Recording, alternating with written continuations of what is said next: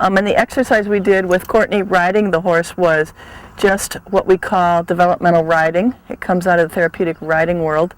And her focus was just to learn about what it means to be calm and centered in her body, because she was demonstrating somebody who has low self-esteem and doesn't have a lot of assertiveness skills. Based on the client needs and the goals, we build the treatment plan around that and work with the horses and incorporate a lot of metaphor, journaling exercises. We do a little bit of artwork and expressive arts in the therapy work. We build challenge courses, which is the exercise for next week. So I like to help people figure out what their challenges are in life and then make a course that they can walk the horses through. And I call them challenges instead of obstacles, because if somebody says that's an obstacle in life, I tend to back off. But if it's a challenge, we can move forward. So that's a little bit about the exercise I did today. And I wanted to also just let people know that this summer we'll be having some support groups for teenagers.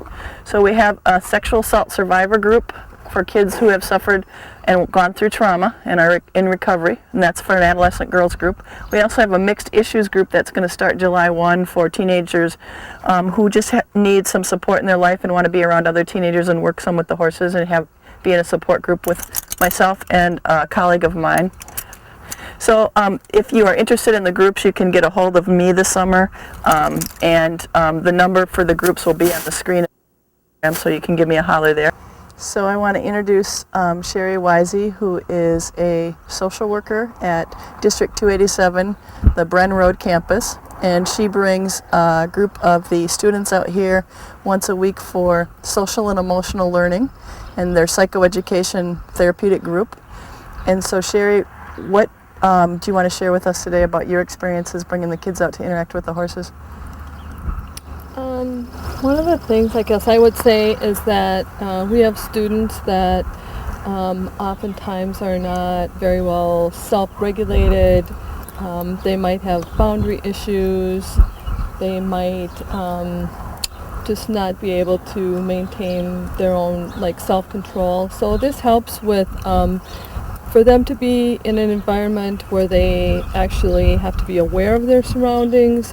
And to be around a horse, they have to kind of regulate. They have to maintain some, self-control, and just be paying attention to their body as well as what's going on with the animal. So then we're able to take that back to school and be able to remind them about, remember when, this was going on, and how you felt. And what you did about that. So there's just a lot of different situations where we can call this back up. Remember how calm you felt when you were, grooming that horse, and get yourself back in touch with those kinds of feelings. And when you were doing those activities,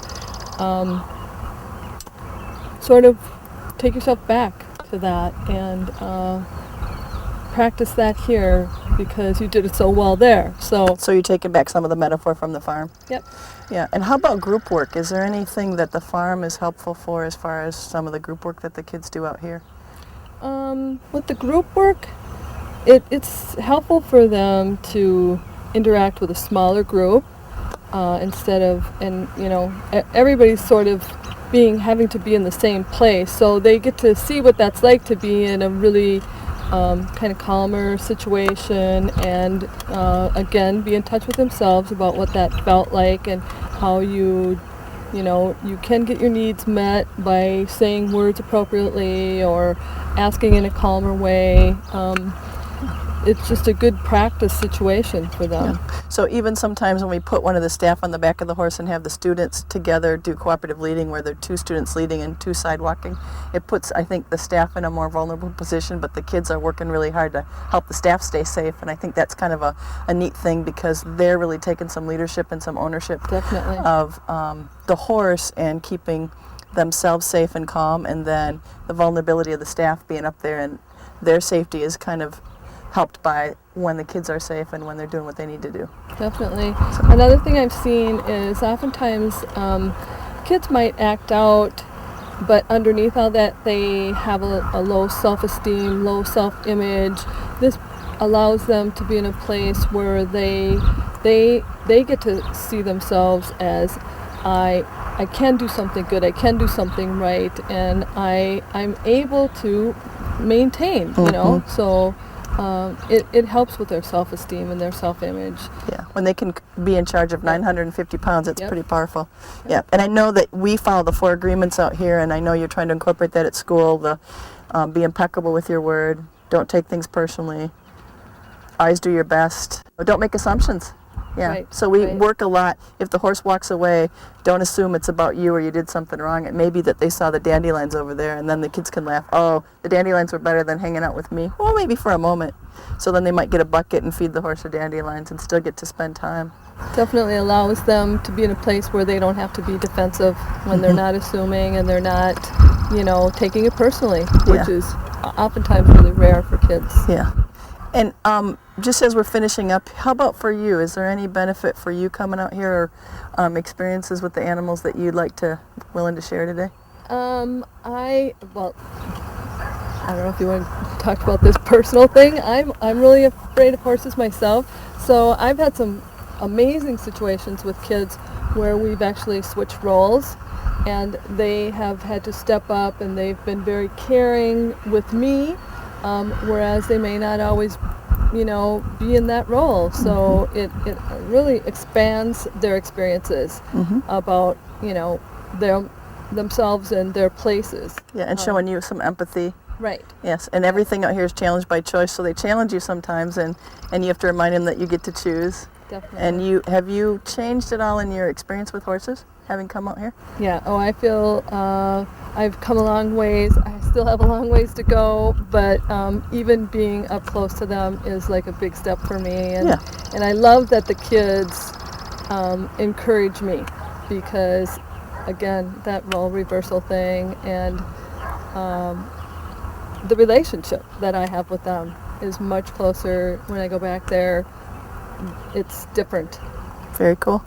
Thank you. And I want to just give a shout out to Bren Road and the staff at District 287 for allowing us to be able to work with these students in a different way and using the metaphor of the equine education to impact them and get them moving and connected in their own body in a different way and out of the building. And I know down the road we'd love to do some kind of day school and have the kids come out more. So always looking for funding for that opportunity. So thank you for your time, and thank you very much to District 287.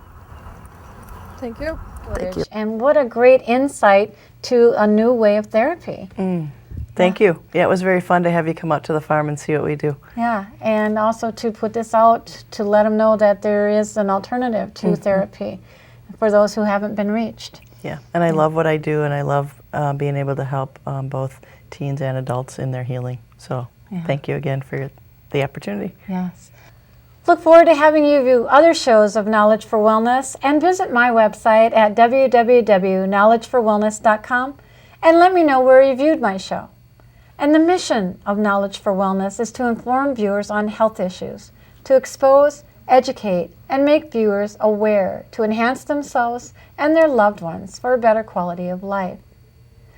So I hope we have provided you with this great information. So until next time, be well and goodbye. Thanks again.